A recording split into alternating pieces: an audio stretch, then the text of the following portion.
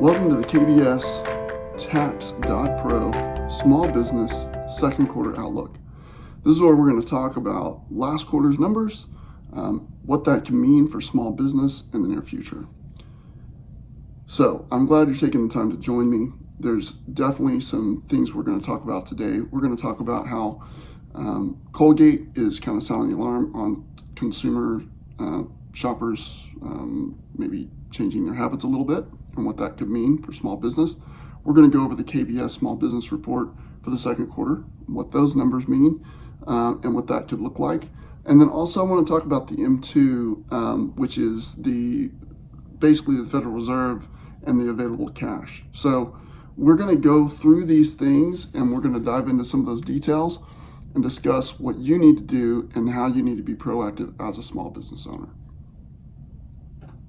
So let's take a minute and dive in. We're going to start with Colgate. So there's an article from thestreet.com, and I'll post this below so you can hop on there and read the whole thing if you want. But the title of the article is Colgate Sounds the Alarm on Shoppers Changing Habits. The subtitle, Colgate warned of softening demand across categories like oral care, cleaning, and pet nutrition as cautious consumers cut back.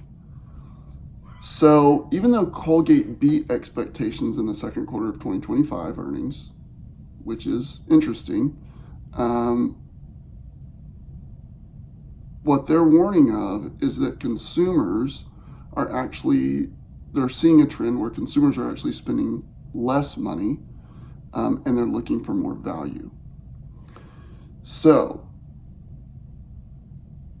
that could be nothing, but it could also mean maybe we need to be a little bit more cautious about what is going to happen with a potential, I'm not saying it's happening, but a potential economic slowdown and what that means for you as a small business owner. So what they say is despite positive performance, their overall shares fell.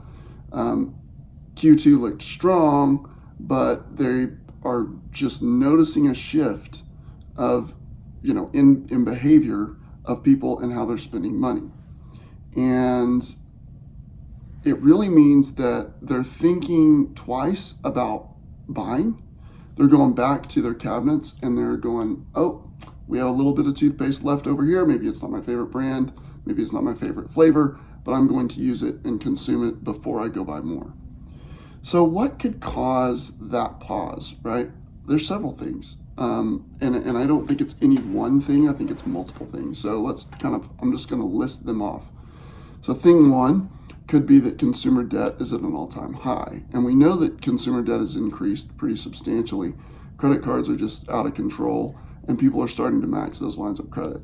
Once those lines of credit max, then they have no other choice, but they have to cut back in what they spend their money on, right? So that's thing number one. The other thing that could be causing that would be the tariffs. So they can see that the prices of things have increased and then their income has not increased equally as things have gone up.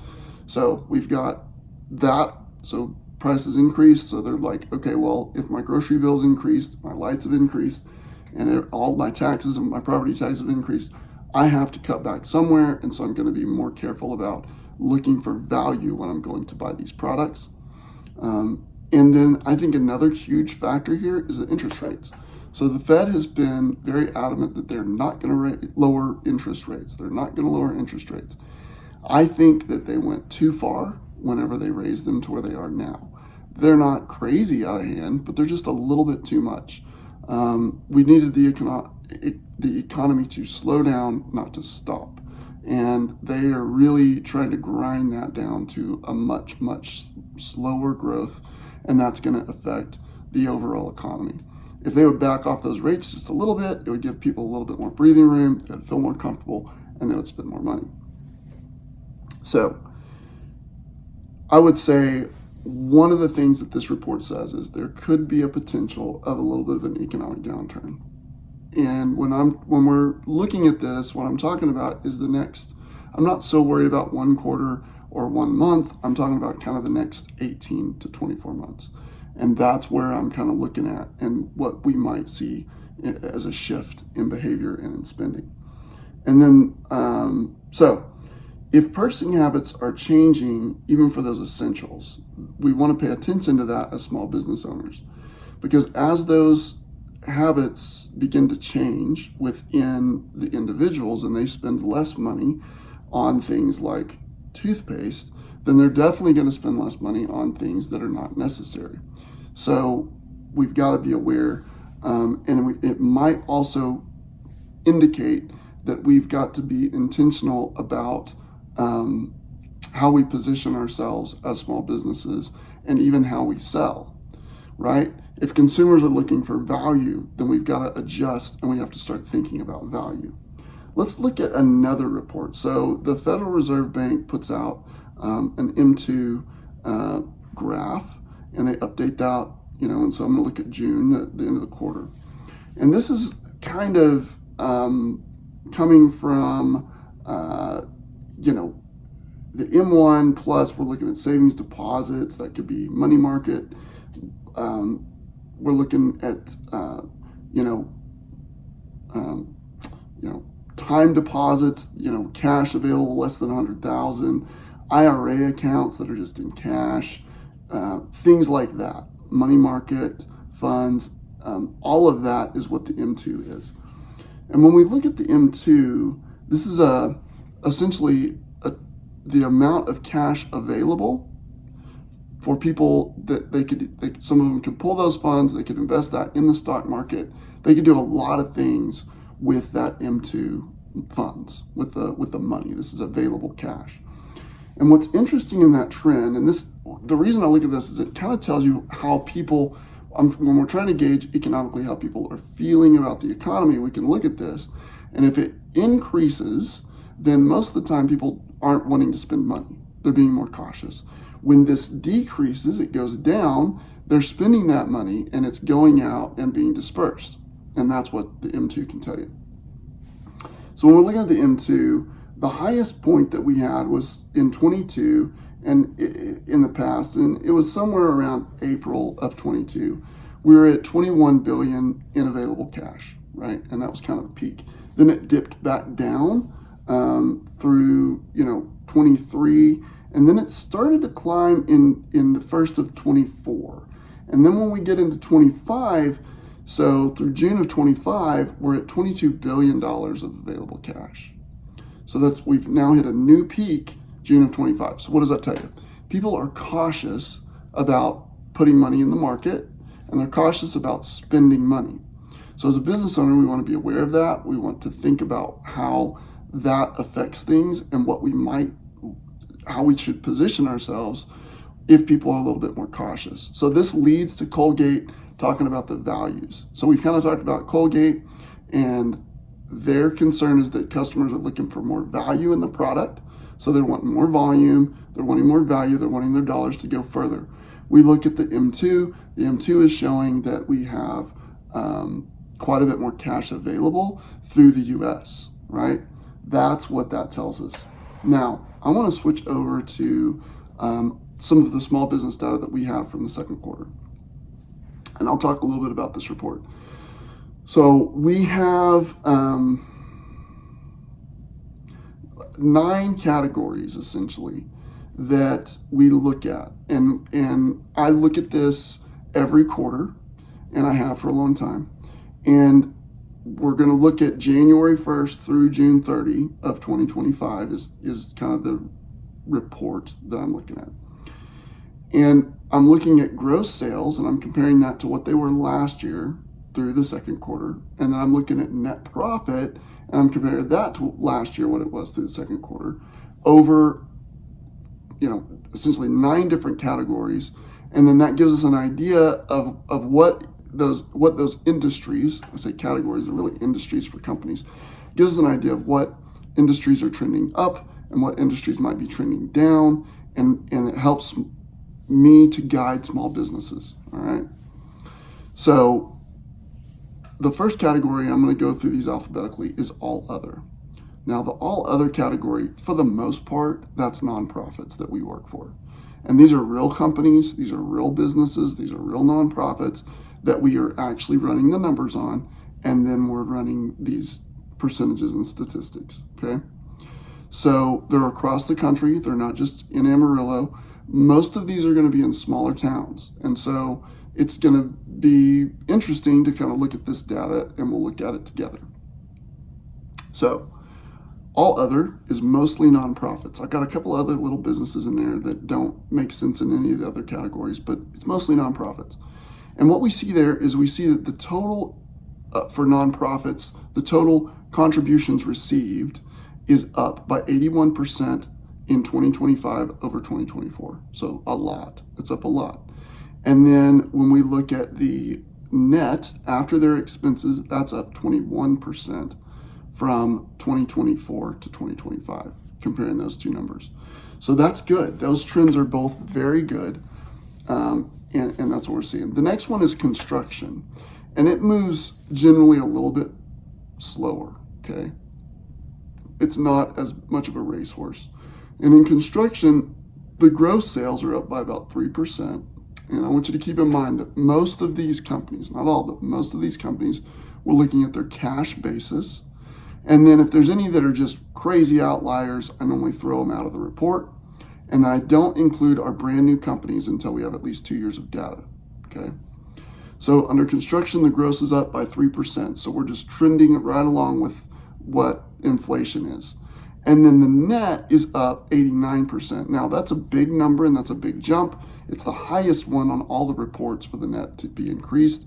That very well could be timing differences where they've collected money and maybe they haven't quite written the check for some supplies because we're on a cash basis here.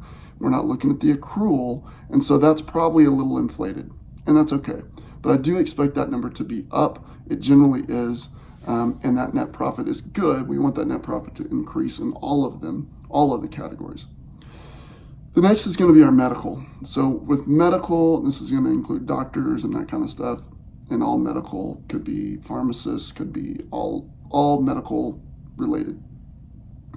The gross is up 12% and the net's 24%. Okay, and that's good. That's good. That means that our doctors and medical are trending up. Those clients are doing well. The net profit is good. They're holding on to more of that money and they're being a little bit more cautious with their expenses and things are looking good. Farming and ranching is the next category. And we're looking there, gross is up by about 3%, which is kind of trending with inflation. That's what we, at the very least, we expect to see that. And then the net is up by 11%, which is good. And that may trend down by the end of the year. So that could just be that they sold some crops, they sold some cattle, they sold things early in the year, and that may end up being close to zero or even a negative number a lot of times by the end of the year with the farming and ranching, kind of depending on what's happening.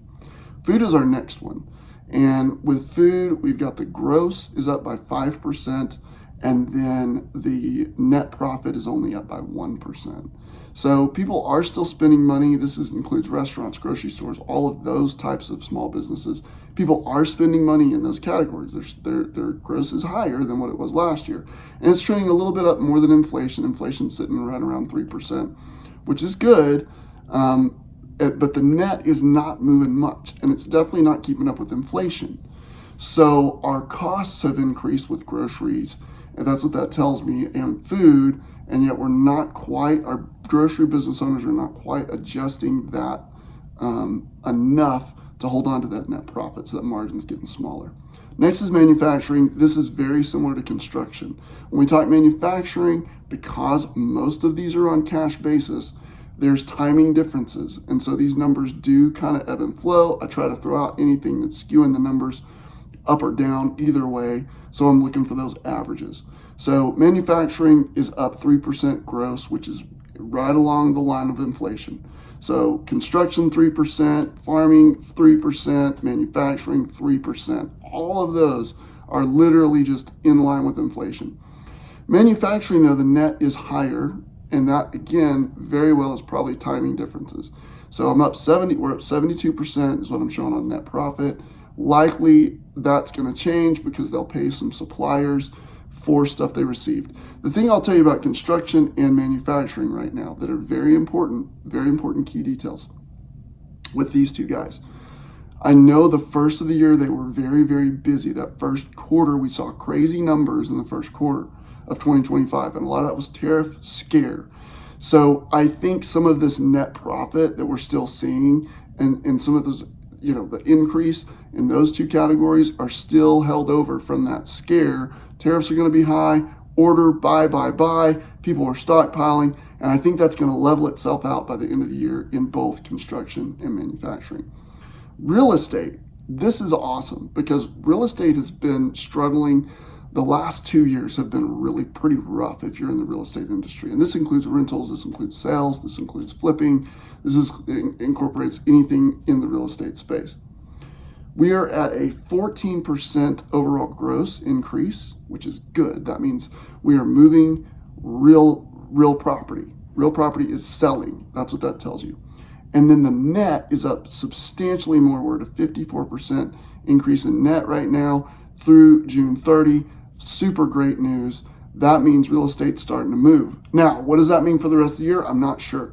If the Fed dropped rates just a little bit, then real estate, I think, is going to go zoom, and that's the biggest holdup. Now we're going to talk retail, and this coincides with the Colgate report that I was talking about, which is fascinating. So our retail sales are only up gross 2%.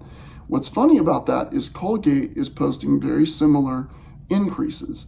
The net on retail I'm actually showing as a negative 3%. We were doing a little bit better last year at this time than this year at this time on retail, meaning that the retail guys are not raising their prices quite enough to make up the difference of the shortfall. So they're in a situation where they're burning a little bit of cash to stay in business in the retail space. So word of the wise, retail, be very careful. Keep in mind, those consumers are looking for value. How can you bring value? How can you add value to your product that you're selling and explain that value to the customer? Last but not least, service. Service, the gross is up 6%, which is good. That means people are spending money on those service-based things. And then the net's up 15% is kind of what I'm showing in that category. Let's talk about one last number, and that's the overall. So all of these combined, if we average them all out, what does that look like? Overall, our gross total is up 14% across all of these categories in small business. We're looking at several hundred small businesses across the country. And then the net is up 32%, which is very good, very strong economic outlook for the second quarter. Great. So now you're sitting there saying, okay, Josh, that's awesome. Why does this matter and what does this mean? Well, I think that the GDP growth, because the Fed will not lower interest rates, is probably going to slow the remainder of the year.